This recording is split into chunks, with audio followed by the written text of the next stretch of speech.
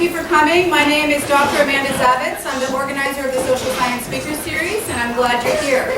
Today I'm introducing Robert Brym, who is an S.D. Clark Professor of Sociology and the Associate Undergraduate Chair in the Department of Sociology at the University of Toronto. He was educated at Dalhousie University, the Hebrew University of Jerusalem, and the University of Toronto. He is a Fellow of the Royal Society of Canada, a member of President's Teaching Academy at the University of Toronto, and the winner of the Northright Fry Prize of Academic Teaching Excellence. He's published widely on sociology of intellectuals, social movements in Canada, and intolerance and violence in the Middle East. There's also a good chance that the Robert Brym wrote the textbook that you're assigned to in class if you're taking an Introduction to Sociology class. In his talk today, Professor Brym will argue that in order to move beyond a world of violence, we need to understand and know what causes violence. Professor Brym will analyze data on the rates of female homicides, rape, and violence worldwide to suggest that there are three main causes of violence against women. Don't tell them. Once we understand the root or systemic cause of violence, we can set about attempting to reduce violence against women on a global scale. So please join me in welcoming Professor Robert Brym.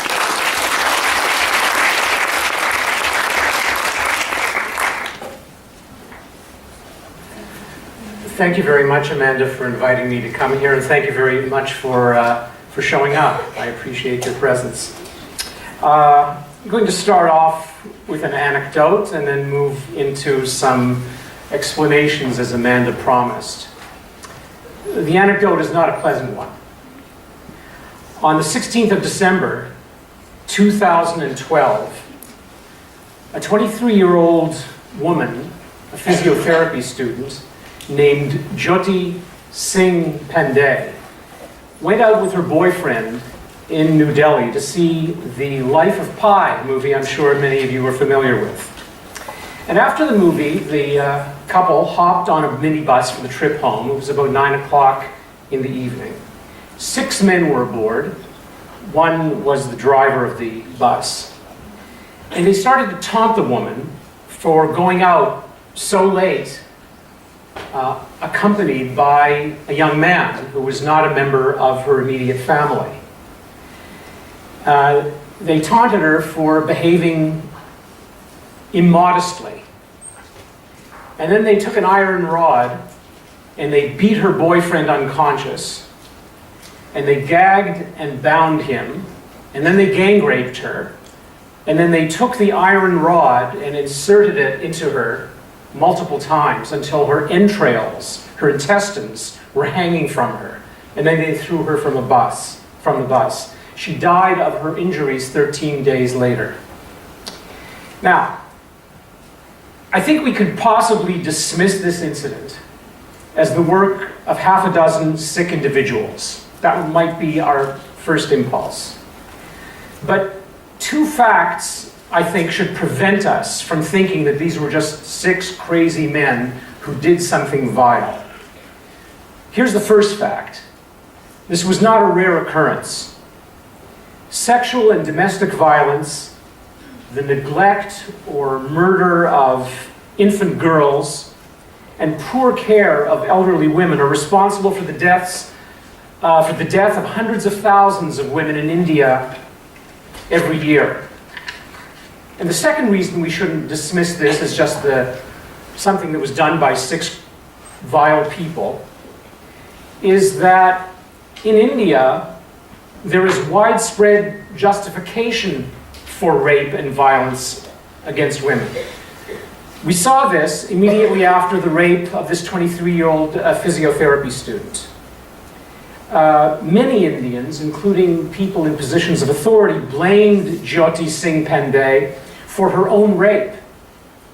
For example, 1 week after the incident, the Times of India reported the words of Hindu spiritual leader Asaram Bapu, and I quote, "The victim," he said, "is as guilty as her rapists."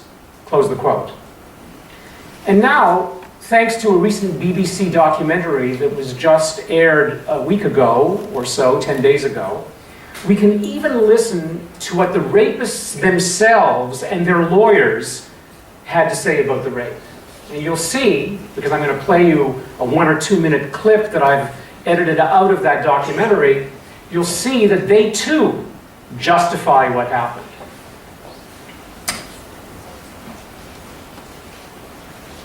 It's nice and loud? Okay. Didn't work this time. Let's try it again, shall we? Sorry, it did work once. Here we go.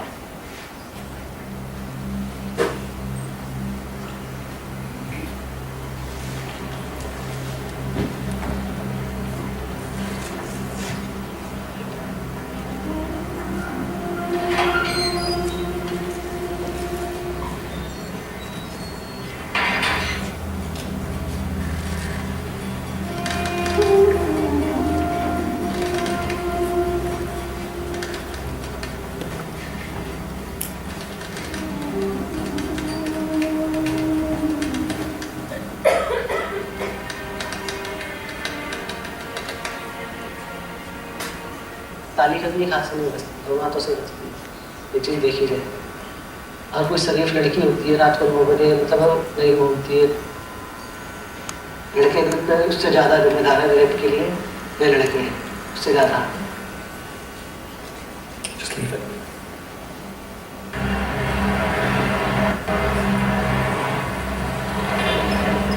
That girl was with some unknown boy who took her on date. In our society, we never allow our girl to come out from the house after 6:30 or 7:30 or 8:30 in the evening with any unknown person. If very important, if very necessary, she should go outside. But she should go with their family members like uncle, father, mother, grandfather, grandmother, etc., etc. So she should not go in night hours with her boyfriend.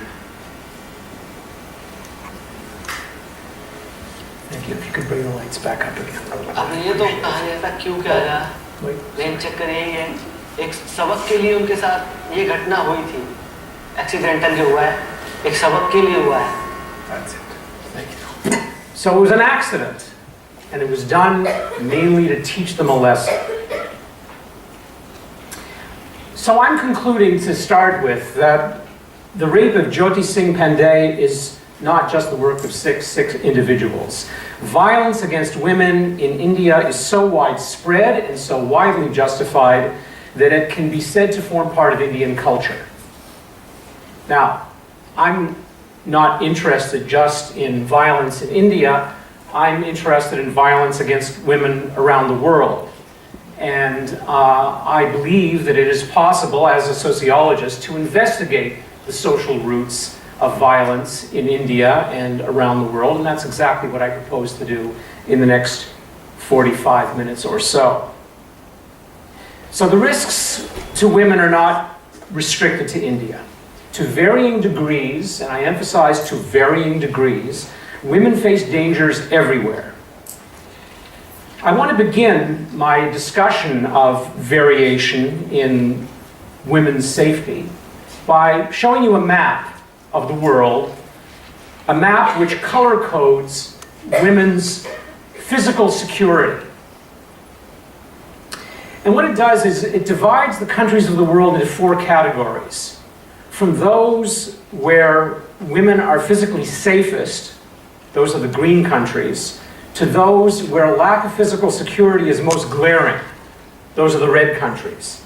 This map divides the countries of the world based on data concerning 4 phenomena: female homicide, female rape, and rate of domestic violence. Those 3 indicators are combined for each country in the world, and then we divide them into 4 different categories.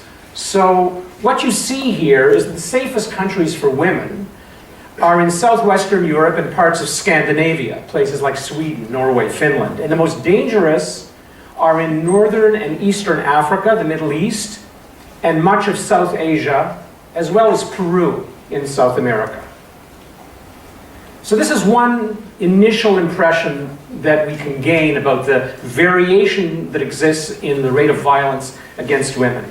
Another interesting way to look at the problem is to see how women's security varies from one country to the next by examining something called the sex ratio.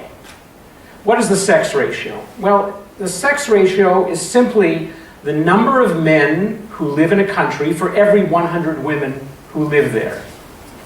The number of men who live in a country for every 100 women who live there. So it turns out that in rich countries like Canada, at birth, there are about 106 boys born for every 100 women. That's true approximately between 103 and 106 in Germany, the United States, England, France, and so on, for rich countries. But in countries like China and India, we have a much higher sex ratio at birth. A lot more boys are born than girls. Why do you think that's the case? You're not paying me very much this afternoon, so you got to do some work too.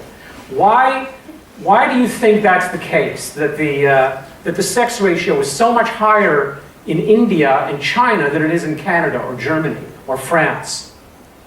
Any ideas? Boys are much more preferred than women, and you're right, absolutely right. And so what do people do about that? They terminate pregnancies very frequently if they know that it's going to be a girl. It's called female selective abortion. Female selective abortion.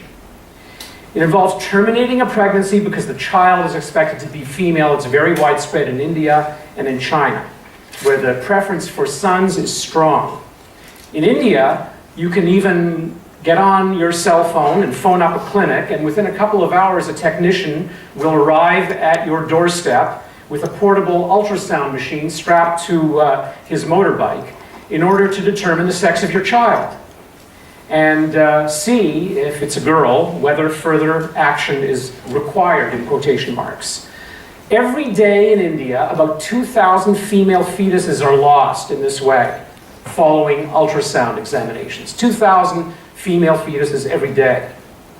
And what's interesting is that sex-selective abortion continues even when Indian women leave India and immigrate to other countries.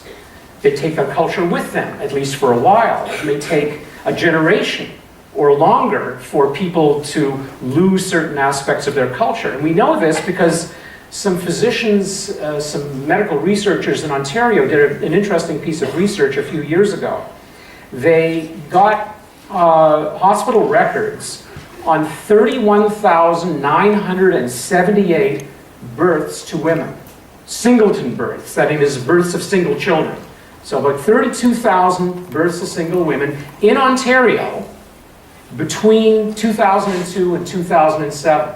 And every one of these roughly 32,000 women who had kids in Ontario between 2002 and 2007 were born in India. This was not a random sample of the population. This was Indian immigrant women in Ontario between 2002 and 2007. And they found that the sex ratio, that is the number of boys born for every 100 girls, was 111 if it was their first birth, which is pretty close to the Indian rate of 112. And if it was their second birth, then the sex ratio was 136. 136 boys born for every 100 girls. Why would it be higher for the second birth? Well, presumably the first birth they had was a girl, and they wanted assurance that the second one would be a boy, and therefore they're much more inclined than for their first birth to get sex-selective abortion. Now this is for people at birth. Oops, long button, sorry.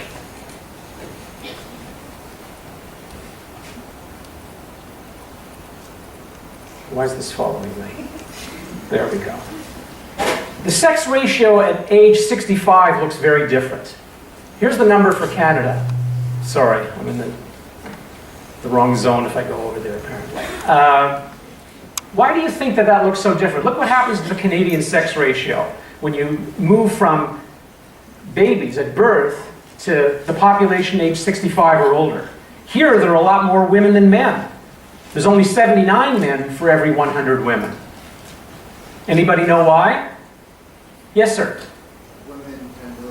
Women tend to live longer than men. They're the healthier part of the species. Also, they do less dangerous things than men do. They do less dangerous kind of work on average. Few women are down in the coal mine, for example, which is a dangerous place to work. Lots of men are. More men smoke than women smoke. More men drink a lot of alcohol than women do. So all of these dangerous behaviors and work practices results in there being far more women than men by the time you get to 65. But now look at this. Let's take a look at a few other countries. Look at the sex ratio at 65 plus for these two countries. In the Persian Gulf, Qatar and the United Arab Emirates. There are 150 men for every woman at the age of 65. And in the United Arab Emirates, 177 men for every 100 women. Why? Any ideas? Ma'am? Some of them may have been killed. We're speculating here, but we can imagine. What else? I think that a large part of it has to do with inferior health care for women, it's elderly women. But whatever the causes are, what we're seeing here is that although the sex ratio in Qatar and in the United Arab Emirates is pretty normal for a rich country, because these are two rich countries, they're very abnormal by the time you get to 65. A lot more men than women. Something is happening to them to kill women on a large scale.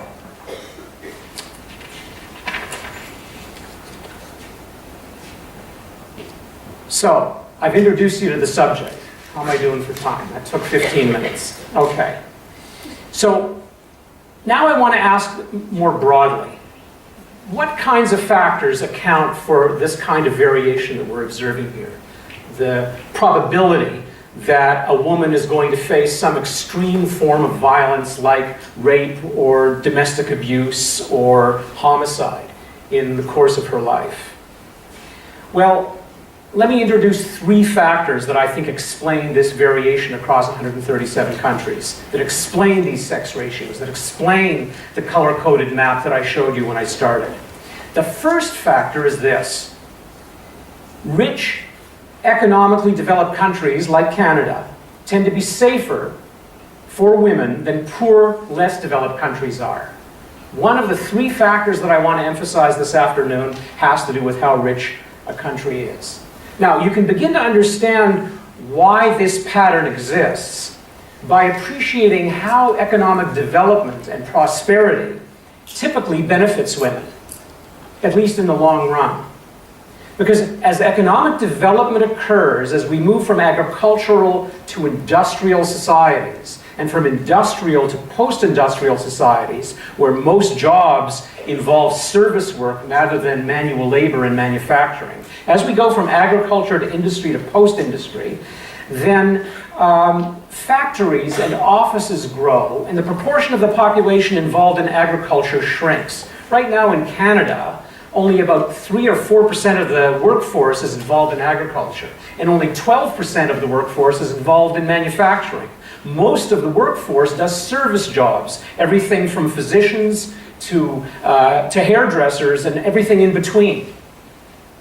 So, as this happens, as there's movement from agriculture to industry to service work, demand for women's paid work increases. Women are drawn out of the home and into the system of formal education and the paid labor force. If we looked at the population of colleges and universities in Canada in 1950, you'd see a very tiny proportion of women. In this room, my guess is at least 2/3 are women. And this is a fairly universal pattern. Look at this, only 50, 60, 70 years ago, how rapidly Canada has changed in terms of drawing women into formal education and into the paid labor force. That's largely because demand for women's work increases as the service sector expands. Now, when that is women, enter the paid labor force, they face some issues. First of all, they recognize that men tend to be paid more than women are for the same work.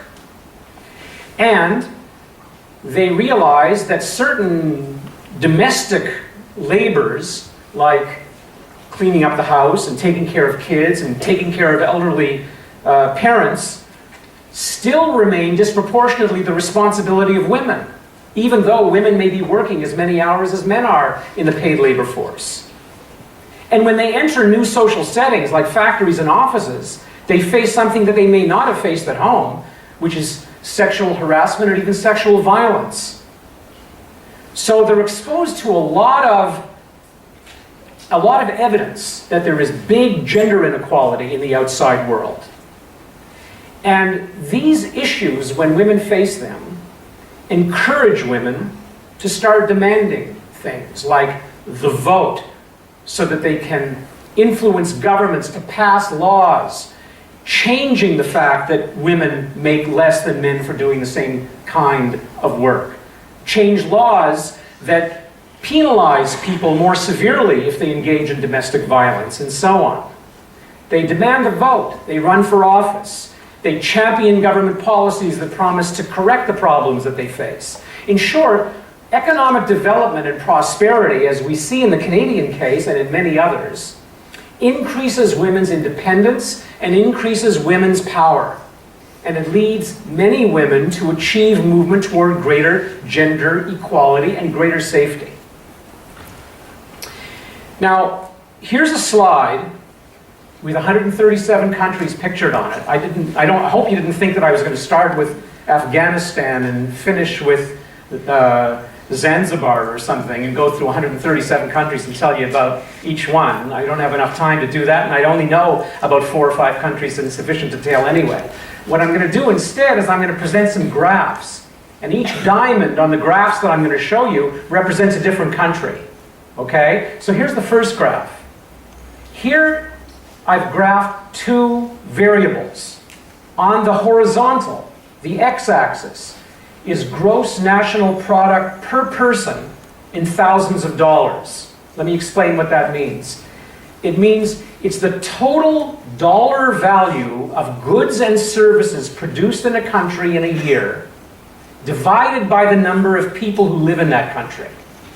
So the higher the number, the richer the country, right? The total dollar value, US dollar value, of goods and services produced in a country in a given year divided by the number of people in that country. And on the vertical, the y-axis, is an indicator of danger to women. It's a 4-point scale. And it corresponds to the colors on the map that I showed you initially. That is to say, a score of 1 is given to a country that is safest, those that have the lowest rate of female homicide, rape, and domestic violence. And the number 4 is assigned to each country that is the most dangerous, with the highest combined rate of domestic violence, rape, and homicide. So each country is placed in the graph according to how they rate on these 2 factors. And there's a red line there, which I'm calling the trend line. You don't have to know for purposes of my discussion how I calculated it, but I used a statistical formula to calculate what's the trend in the data. That is to say, what's the generalization that I can make based on the pattern of dots that are there. And what does that red line say? Does anybody want to try to venture a guess and interpret that red line for me? Some brave soul? I see half a hand up. Go for it. The less money a country has, the more dangerous it is to women. Very good. It says that the poorer the country, the more dangerous it is for women. The richer the country, the less dangerous it is. So here's one fact that we've learned today, one important generalization that can be made. It is the case that richer countries tend to be safer for women than poorer countries, for the reasons that I've indicated earlier.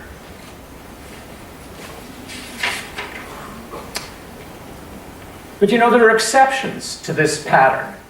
If there were no exceptions, then every one of these 137 countries, every one of these blue diamonds would fall right on that red line. But to the degree that there are diamonds that don't fall on that red line, they're exceptional. Now, some countries are a little bit exceptional, they're pretty close to the red line, and other countries are far away from the red line. And the countries that are farthest from the red line, the 3 countries that are farthest from the red line, I have labeled: the United Arab Emirates, Kuwait, and Oman. These are all countries in the Persian Gulf.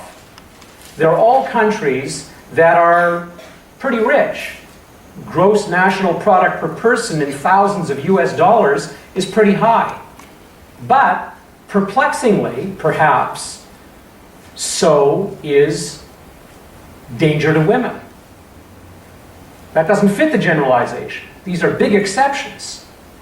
What accounts for them, do you think? Any ideas? Don't be shy. You're being shy. You actually do know the answer. Yes? Their policies toward women's rights and legislation Go on. are lacking. I agree. Yes? Maybe religion? Which religion? Specifically Middle Eastern religions. I don't know. Like what? Like Judaism is a Middle Eastern religion, Christianity is a Middle Eastern? Wrong. Thank you. This is dangerous territory. I understand why you're reluctant to say it. But as I'm going to show, there is a relationship between the proportion of people who are Muslim in a country and the rate of violence against women. I'm going to try to explain why that's the case. And I'm also going to point out that there are exceptions to this pattern. And we need to understand the exceptions as much as we need to understand the pattern, because if we understand the exceptions, then we'll recognize that in fact Islam is not the problem here. It's not Islam per se. It's a particular interpretation and way that Islam is practiced in certain countries that is the problem. There's a very important distinction that I'm going to want to make. But before I get into that, I need to define a term, and the term is patriarchy. P-A-T-R-I-A-R-C-H-Y. It's a term that those of you who've taken sociology probably know. Let me just talk about what that means and why you need to know something about patriarchy before I start talking in more detail about the relationship between Islam and violence against women. Patriarchy is simply the system of inequality between women and men that exists in almost all societies, I would say, almost all known societies ever. Strict patriarchy is characterized by a number of features. First of all, the inheritance of property goes to the man. In other words, if parents die, boys inherit, not girls.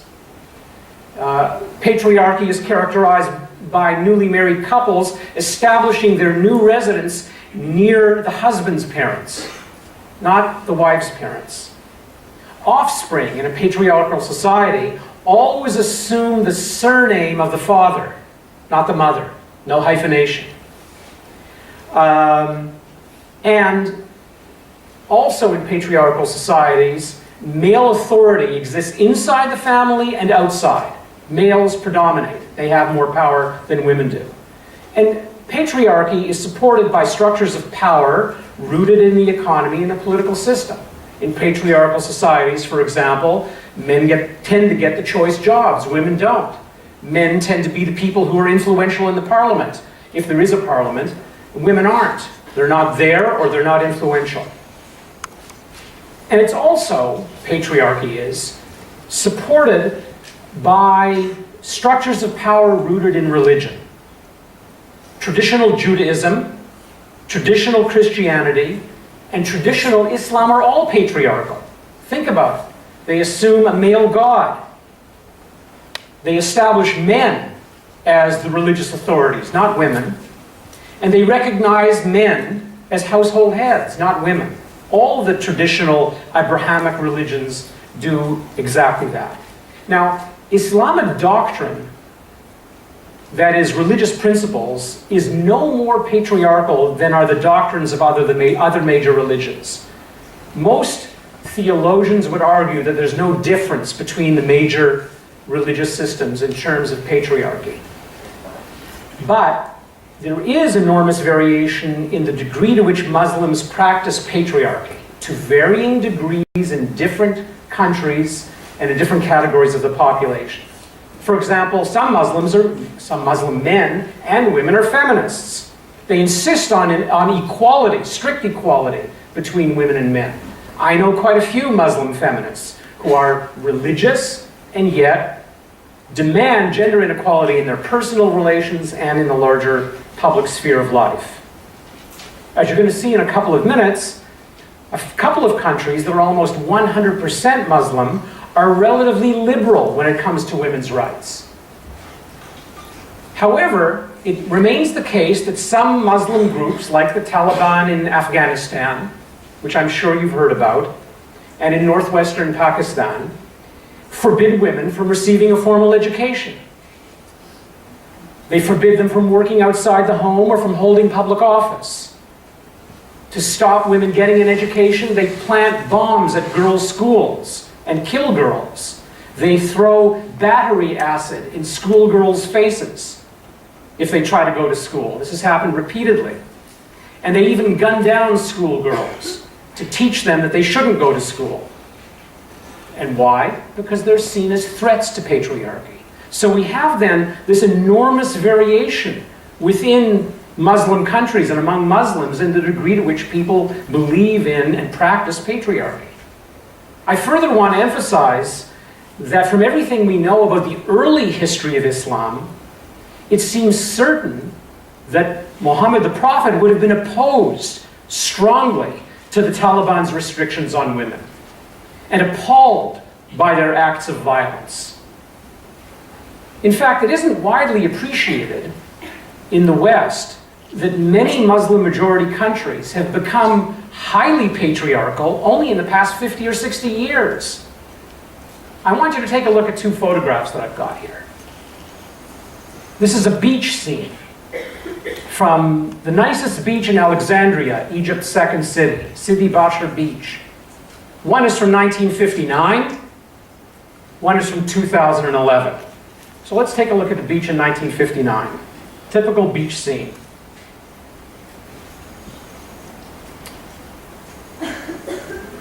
On this beach, people were chic and cosmopolitan in 1959. Alexandria was known as Little Paris. Half a dozen languages were spoken on the streets of Alexandria.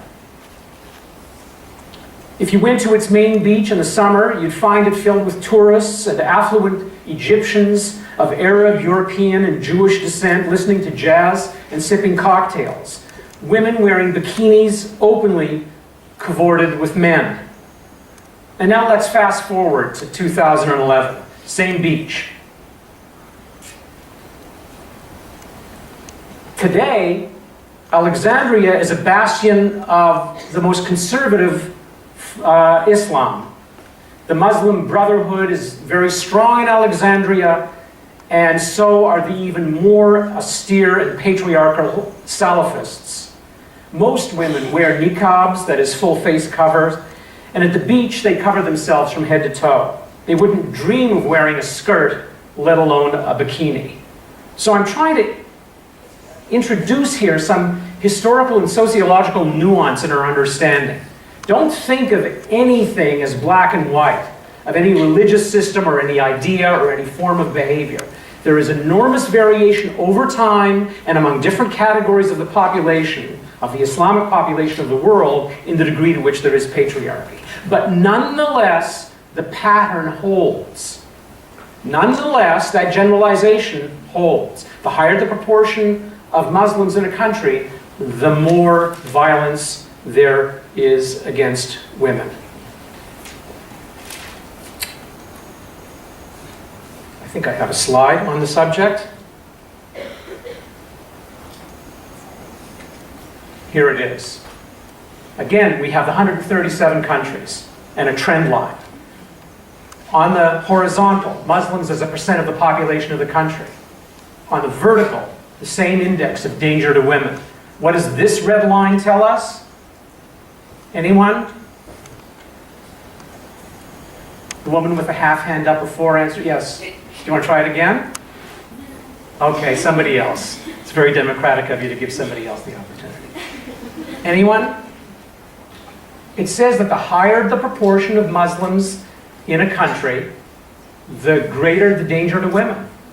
The generalization holds. There are exceptions. I've labeled them here.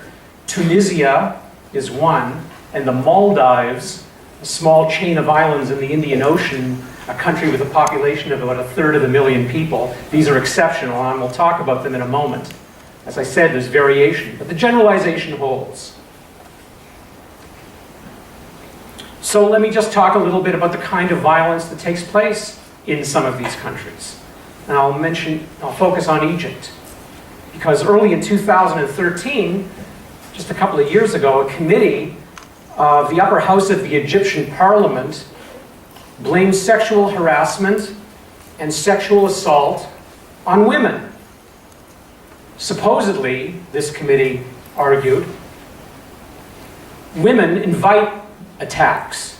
And around the same time, the country's ruling party, the Muslim Brotherhood, objected to a proposed United Nations declaration condemning violence against women. The Brotherhood insisted that, among other things, wives should not be allowed to file legal complaints against their husbands for rape, and husbands should not be punished for raping their wives. It's against the law in Canada, the United States, Germany, and so on, but they were opposed to such laws. And at the same time, a well-known preacher went on TV, his name Ahmad Mahmoud Abdullah, and he said in a television broadcast that women who take part in political protests do so with this specific intention, with the explicit intention of getting raped. That's why they're politically active. He called them devils in the form of women. And he said, when these devils in the form of women are sexually assaulted, these politically active women, they simply get what they want.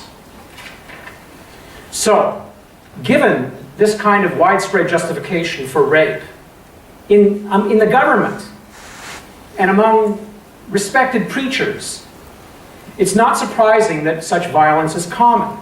One recent and well-documented site of many rapes is Tahrir Square in the center of Cairo. That's where mass protests led to the overthrow of the government in 2011 during the Arab Spring. During the protests, female activists and journalists often confronted roving bands of men, sometimes as small as 15 men, sometimes there were actually a couple of hundred men who surrounded them. And at first they claimed to be protecting the women, and then they sexually assaulted the women. For example, on just one day in April 2011, 19 sexual assaults were logged in Tahrir Square. 6 women were attacked to the point where they required hospitalization, and one assault involved the mutilation of a woman's genitalia with a knife. So this part of my discussion then is summarized by this graph. It illustrates the association I've been talking about. But remember, I said there are a couple of exceptions here. A couple of countries, Muslim-majority countries, almost 100% Muslim, that are further removed from the line than any others. These are countries that have a lot of Muslims in them. I think in Tunisia it's 98.5%. And yet they're relatively liberal on women's issues. They lie pretty far from the trend line. And these exceptions point to a third determinant of women's safety, apart from the 2 I've mentioned. I've mentioned economic development. I've mentioned the percentage of a country's population that's Muslim. And that third thing, that third factor, is what you mentioned earlier. It's government policy. And I want to talk a little bit about that. Because government policy in these 2 countries, in Tunisia and the Maldives, is largely responsible for the fact that women there are less endangered than they are in other countries that are purely Muslim. In the Maldives, as I mentioned, tiny country, 1/3 people, string of islands in the middle of the Indian Ocean, women are not strictly segregated from men, except in mosques and in stadiums. There's separate seating for them, but in general, there's no segregation. Women keep their own names after marriage. They don't take their husband's names. Inheritance of property is through both women and men. When parents die, they commonly divide up their property and whatever assets they have equally to the boys and the girls. That's pretty unique in Muslim-majority countries. The proportion of women and men is approximately equal at all levels of the education system. About 50-50, from primary school all the way through to college and university. And if you look in the labor force, 56% of the labor force is women, which is about twice the percentage as you find in Egypt, say, or in most Muslim-majority countries. In fact, it's just 6% less than Canada, where 61% of the labor force, I should say 56% of women over the age of 18 work in the paid labor force. In Canada, it's 61%, so it's not that different from Canada. And it's government policy that has passed laws which ensures that women and men are treated relatively fairly, equally. And in Tunisia, too, government policy has a lot to do with the fact that women are relatively safe. In fact, the government has long been ahead of the population in pushing for women's rights. Women have had the right to vote and hold office in Tunisia since 1959. By the way, in Canada, all women did not have the right to vote and run for public office until 1961, because certain categories of women were excluded from this privilege. But in Tunisia, since 1959, women have had the right to vote and hold office. An entire government ministry was created in Tunisia to ensure the quality of women and men, and to encourage women to play a major role in the country's economic development. This was done in the 80s. So today, young women in Tunisia are as educated as men are. Women can move about freely. They can open their own bank account. Can't do that in Egypt. They can do it in Tunisia. They can establish a business and a residence without their father's or their husband's permission. 27% of judges in Tunisia are women, and 31% of lawyers are women. Equality of women and men is embodied in many Tunisian laws, including the new constitution that was just passed there recently. And in Tunisia, uniquely among Muslim-majority countries, I believe, a woman's testimony in court is equal to that of a man's testimony. You see, in most Muslim-majority countries, a woman's testimony in court is given only half the weight of a man's testimony. So you would need double the number of witnesses if they're women to have the same weight as one man. But in Tunisia, they're considered to be equal. So what we learn from these two exceptional cases, and I'm not trying to say that everything is rosy there. I'm not trying to say that in Tunisia and the Maldives, it's like Canada or Germany and France. I'm saying that it's a lot better than it is in Egypt and in Yemen and in other countries, including the Persian Gulf countries. What we learn from these two quite exceptional cases is that government policy matters a lot, independently of the proportion of people in the country who are Muslim. Just like the other two factors I've mentioned, government policy can independently influence the way women are treated. Now, one way, I'm getting close to the end here, ready for questions soon. One way of measuring the impact of government policy on equality between women and men, I should say on violence against women, is by looking at the level of gender equality in a country, at the level of gender inequality in a country. You see, where governments intervene most energetically on behalf of women, the level of gender inequality tends to fall. Now, United Nations statisticians have done us a very big service by creating an index of gender inequality for all 137 countries I've been talking about. Let me just tell you what this index is, first of all, so you'll understand what I'm talking about. The index reflects gender-based disadvantages for women in three different areas. First of all, in the labor market. secondly in government, and third in reproductive health. So for example, in the labor market, it looks at the ratio of men to women over the age of 15 in the paid labor force. In government, it looks at the ratio of men to women in parliament, and also the ratio of men to women with secondary and post-secondary education. And finally, in terms of reproductive health, it looks at the percentage of women who die in childbirth and the percentage of adolescent women who have children. So it combines these various indicators to get one composite indicator of gender inequality. The index ranges from 0, where women and men fare equally, to 1, where women fare as poorly as possible on all 3 indicators. And when I create a graph of that measure of gender inequality, which ranges on the horizontal axis from 0 to 1, and on the vertical axis, I plot countries in terms of how dangerous they are to women, I find that where government policy intervenes most strongly to create gender equality, there are about the same number of women and men in higher education and in the paid labor force, and approximately equally represented in parliament and so on. That's where gender inequality is lowest. That's where safety to women is highest, where danger to women is lowest. So the more the government intervenes to create gender equality, the safer women are. Government policy matters not just in Tunisia and the Maldives, it matters everywhere. So,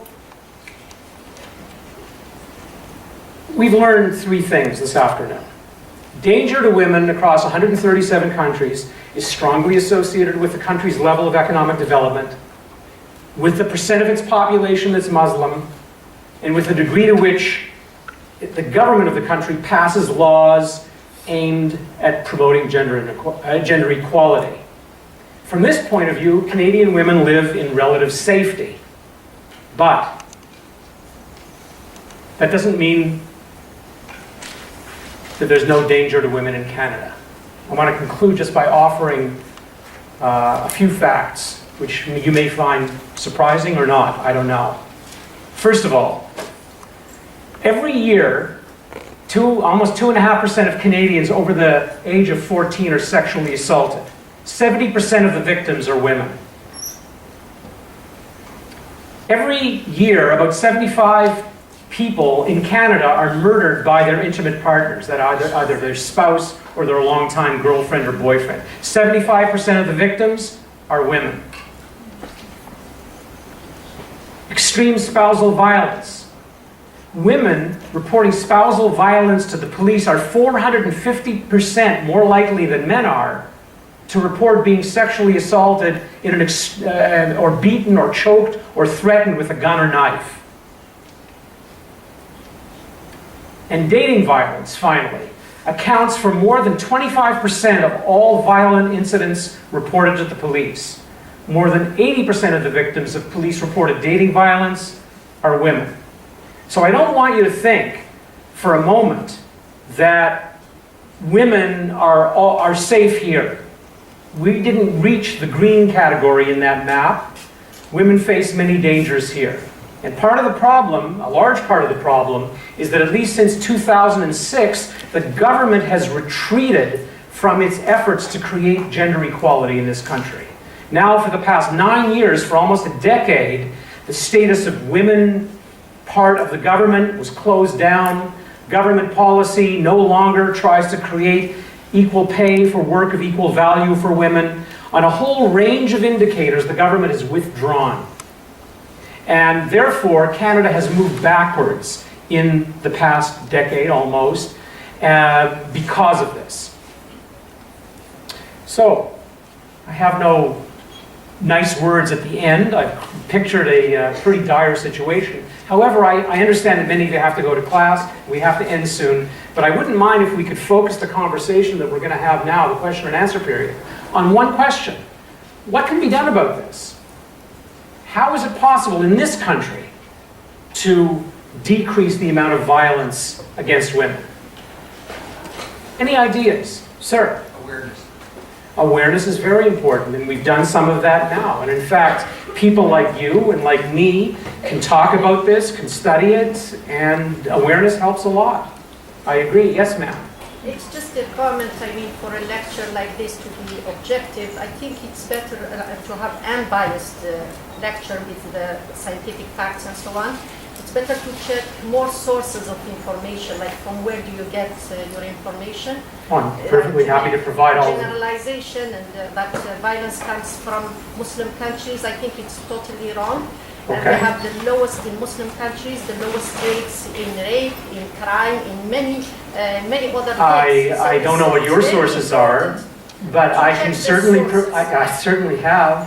I'll be happy to provide you with all of the sources, and we can compare them to yours. Sure, we Okay. can compare, and I can show you also the sources of Okay. other statistics. So, Okay, I'm a social scientist. I'm happy to look at it, but you'll have to look at mine carefully too. No Because as far as I know, these are the very best statistics collected by the United Nations on the subject. But there is a lot of bias behind it, a lot of stereotypes. Maybe, but you'll have to show me. I mean, the lecture is about 137 countries in Yes. the world, but this is focused on certain countries here and there. Yes, because I'm trying to make generalizations. I'm trying to make generalizations based on statistical patterns. And That's some what I'm presenting. information also, like Egyptian women not having their own account. It's not true. Like in all Muslim countries now, women have their own account. They manage their lives. Some Well, we information can- also needs more explanation, like inheritance. Why women get a little less than men. You have to understand the whole system behind it. You know what? We need to understand. Excuse also me, the ma'am. roots. Let me just say that, if I had more than 50 minutes, we could perhaps get into these details. But I'm happy to have a correspondence with you and send you my sources. I'm confident that they're accurate. Okay, and Thank you. I'll send you sources too. Thank so you. we exchange. Thank you so much for your lecture. Thank you.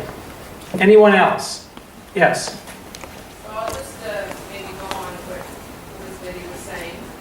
I do appreciate your lecture. I appreciate your statistics, and I'm sure that you have that. I would just like to counter some statements that were made from the audience from yourself, which is Islam is a Middle Eastern religion, which is untrue. It's a religion for the entire world. Well, its And origin, I mentioned that its origins were in the Middle East. I never heard the word origin. But Well, when I say Middle Eastern religion, that's exactly what I mean. Okay. Okay, Saudi Arabia is in the Middle East, and as you know, Muhammad was from Saudi Arabia. Okay, sure. So, Islam assuming a male God when you put in terms of Abraham. Like Christianity and Judaism, yes. It's untrue. You know, the term in Arabic is a genderless term. Allah is genderless. And unfortunately... But his prophet is male. But the prophet is not God. So the term Allah cannot be translated into English as the English language is not rich enough to offer a term that is genderless. Okay, fair point. So that's just a huge Fair fact point. we need to know. And to make the generalization, which I totally understand that you're doing, to use the word almost and purely 100% Muslim countries, it gives that connotation that most, okay, purely and almost, but even 5% of the population can be 80 billion people. So I think people, when they see the term almost purely, they think of it as very few, but 80 billion people in a country. I'm not sure I understand the relevance. It really lends to the gross generalization of some vocab. Because when you say purely, I don't understand. almost, When I was saying that Tunisia is 98.5% Muslim. right, but when you're talking about Egypt, saying it's purely, I didn't it's s- almost 100%. I don't think I said that Egypt. You did, I made a note of it. Well, I mean, we know about, if I did say that it was almost, that Egypt specifically was almost 100%, we know in fact that it's more like 90%. The Coptic Christians Exactly. form, 10% or 5% Okay. of the population is actually... you know what, excuse me, in my opinion, these are trivial points that are getting away from the main thrust of the The argument. main point, You're not, here, just let me say something, if I may. No, just let me retort. I gave you a few minutes. Can I say something in return? Thank you for your lecture, and I appreciated your statistics. And so Do you? I started out with that. And I just wanted Where do to- these statistics come from? The dismissal, I mean, United Nations status, well, wait a minute. We have generalizations here based on very carefully collected data from the United Nations and by scientific researchers all over the world on rates of rape, female homicide, and so on. None of that is, you're not paying attention to any of that. I'll grant you the point of the gender of the term Allah. I'll grant you that. That's not an issue. I'll grant you that not everybody in Egypt is a Muslim. There's only 90% of the population. Please pay attention to the generalization that's being made. The higher the proportion of Muslims in a country, the greater the violence against women. The fact is that there are large parts of the Muslim population of the world that are violently against women. I mentioned the Taliban. It's only one. I could mention other political groups. You know this. This needs to be said, frankly. And many of the Muslim women I know say it very loudly and are very opposed to it. That's the generalization I want to make. I don't want to look at the exceptions, the gender of words. I certainly don't want to talk about religious doctrine because I'm no expert in it. What I do want to talk about are the evident patterns that exist. And I don't think they should be denied. And I think we should do something about it here in Canada, just as I think that something needs to be done by progressively minded people in all countries of the world. Instead of taking minor points and saying it's exceptional, you're overgeneralizing, and so on. Pay attention to the data. No, I never said you're. I never Okay, said- folks, a couple of things. Just to take the generalization.